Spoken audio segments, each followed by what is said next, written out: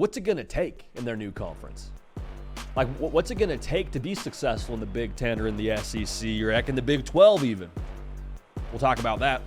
Oklahoma, let's start in the SEC with them because I think they are the most fascinating team, arguably in all of America, definitely in the SEC. The over-under win total for OU is at 7.5.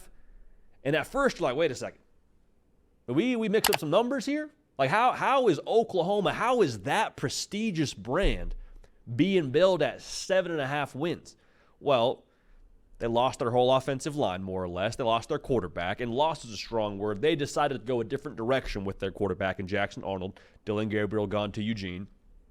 How do you be successful your first year in the SEC if you're OU? I've said this before. I love the defense.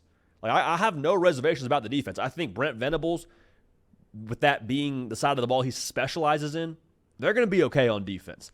The key to success for OU is being able to give Jackson Arnold a chance.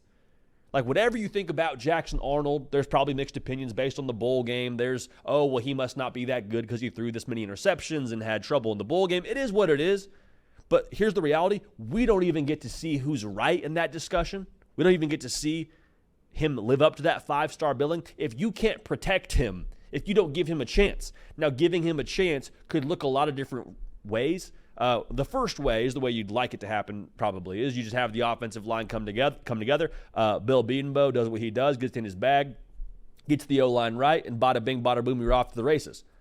The other potential scenario here if you're Oklahoma is you just dial it up for him.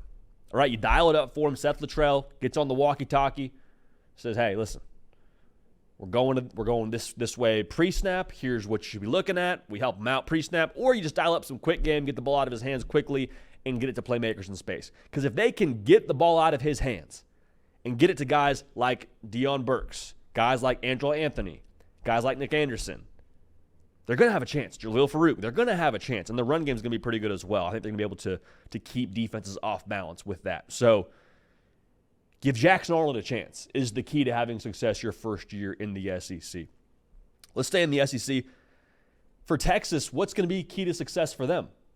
I think the defensive line definitely has to measure up. There's no way around that. You lose two defensive tackles that were All-Americans for you last year. So you got to be able to be solid on the defensive side of the football, especially on the line of scrimmage. But for me, if I'm Texas, the key to success is keeping the main thing, keeping your strength offensively. Like, the faces might change, the plan of attack does not. Quinn Ewers, going into year 3, you got to maximize him. Steve Sarkisian, offense is what he does. Just because you lost J.T. Sanders, Xavier Worthy, and Adonai Mitchell does not mean you got to pivot your approach here. That's why you hit the portal and got Silas Bolden, who I think is a Swiss Army knife, going to be a stud in Austin. Isaiah Bond, I've already called my shot over 1,000 yards receiving for him.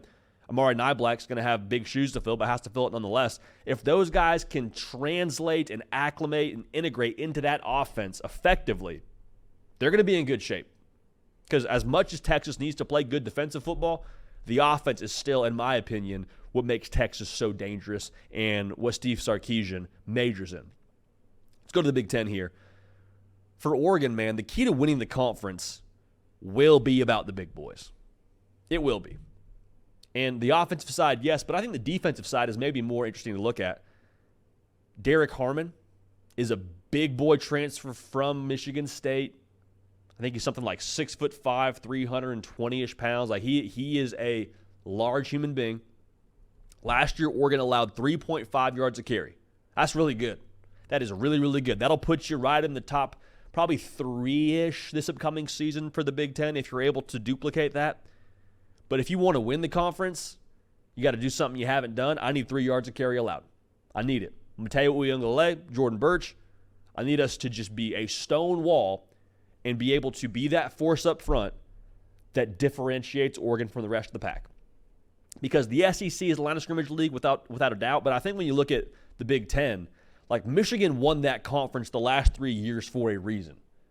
Because their big human beings were just superior to everyone else in that conference. And then they had the skill to capitalize. I think Oregon could have that same formula, but the defensive line is really where I'm looking most closely for the Ducks in 2024 as they move into the Big Ten. Now, USC is also joining the Big Ten. We've talked about them a fair amount already on this show. And the obvious thing to say here is the defense has to get better, right? I mean, you turn on any segment on YouTube around USC and around and around what has to happen in the defense, like that's going to be what everyone talks about because it's the most obvious eyesore, right? It's what jumps out at you. But I think for USC to have success year one in the Big Ten, it's reasonable to think that maybe a new defensive staff and a new scheme is going to take a second to maybe acclimate. I'm not telling you they're going to be as bad as they were last year, but it's reasonable to assume, hey, maybe it's going to take us a second to get our sea legs. So I think the real key ingredient here is Miller Moss has to come out Holiday Bowl style just swinging. Like just throwing shots, throwing missiles. Like that has to be, I believe, what stays consistent for USC from a formula standpoint, because last year you went 7-5 with the reigning Heisman Trophy winner back for you at quarterback in Caleb Williams. What if you didn't have Caleb Williams? Is USC making a bowl game? Probably not. So Miller Moss, I'm not saying you got to be Caleb Williams, but I am saying you got to hold up your end of the bargain while the cavalry is coming on defense and they're getting their side of the ball all figured out.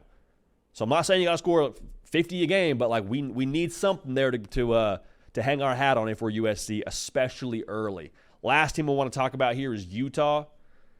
Utah is favored in Vegas right now to win the whole freaking conference in the Big 12. Their first year out there. How about that? There's an interesting narrative around the Big 12, and I think it's sort of started to deteriorate a little bit over the course of maybe the last year or so. But the narrative for the longest time was the Big 12 does not play defense. Because you think about Michael Crabtree, Graham Harrell, potentially a random college football player of the day in the future. You think about Lincoln Riley's offenses at Oklahoma, like Oklahoma State, and what they were previously with Brandon Weeden and Justin Blackman. Like you think of all these great offensive players, you think about all these great spread offenses. But in actuality, the Big 12 has shifted over the course of the last 3 years to a defensive conference. To win the Big 12, you have got to be in the top 2 within the conference, at least, in terms of points per game allowed. That's what the numbers say. And so for Utah, they bring back 70% production from last year's defense that allowed 20 points a game.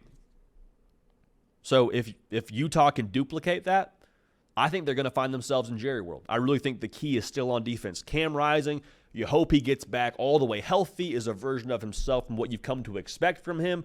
The flow is tremendous. Brent Keithy is back. He's going to be a dog for you. Money Parks. Like, there's a lot of pieces on offense as well to get excited about. But I think the true key for Utah, if they want to accomplish what they've set out to accomplish, their first year in the Big 12 and win the whole thing, is to be elite once again on the defensive side of the football, because that is now what the Big 12 requires of you to win that league.